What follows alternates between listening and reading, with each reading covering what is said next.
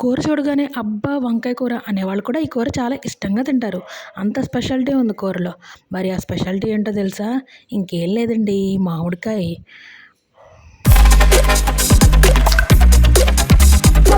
ముందుగా స్టవ్ మీద ప్యాన్ తీసుకుని దాంట్లో ఆయిల్ పోసుకొని, ఆయిల్ హీట్ అయిన తర్వాత చిన్నగా కట్ చేసుకున్న ఉల్లిపాయ, పచ్చిమిరపకాయ ముక్కలు యాడ్ చేసుకుందాం. ఉల్లిపాయలు కొంచెం మగ్గేంత వరకు వేయించుకొని, మగ్గిన తర్వాత దాంట్లో చిటికెడు పసుపు, కొంచెం ఉప్పు యాడ్ చేసుకుందాం. ఉప్పు యాడ్ చేయడం వల్ల ఉల్లిపాయలు తొందరగా మగ్గిపోతాయి అండ్ ఆయిల్ కూడా ఎక్కువ పీల్చవు. తర్వాత దాంట్లో చిన్నగా కట్ చేసుకున్న వంకాయ ముక్కలు కట్ చేసుకుందాము. కట్ చేసుకుని ఉప్పు నీళ్ళలో వేసుకుందాము. దానివల్ల వంకాయ ముక్కలు అనేది కంట అనేది రావు. తర్వాత వంకాయ ముక్కలు యాడ్ చేసుకుందాం.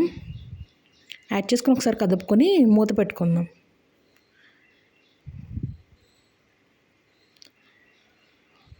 మూత పెట్టుకుని తీసుకున్న తర్వాత ముక్కలు చూసారా ఎంత బాగా మగ్గినాయో. ముక్కలు అనేది బాగా మగ్గాలి. కూరలో చాలా ఇంపార్టెంట్ ఏంటంటే ముక్కలు బాగా మగ్గాలి. తర్వాత చిన్నగా కట్ చేసుకున్న మామిడికాయ ముక్కలు దాంట్లో యాడ్ చేసుకుందాం. అవి కూడా బాగా కలుపుకొని మూత పెట్టుకుందాం.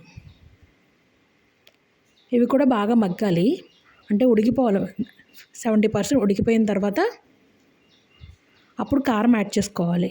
అప్పుడు కర్రీ బాగుంటుంది. సరిపడా కారం యాడ్ చేసుకొని బాగా కలుపుకొని మళ్ళీ మూత పెట్టుకోవాలి.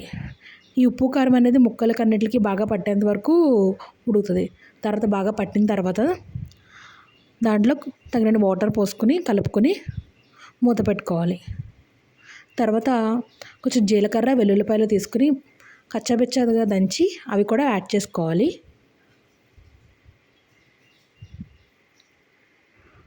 ఇది కూర దింపే ఒక 5 minutes ముందు యాడ్ చేసుకుని కలుపుకుంటే కూర చాలా టేస్ట్గా ఉంటుంది అండ్ స్మెల్ కూడా బాగా వస్తుంది. ఇదిగోండి, గుమగుమలాడే వంకాయ మామిడికాయ కర్రీ రెడీ.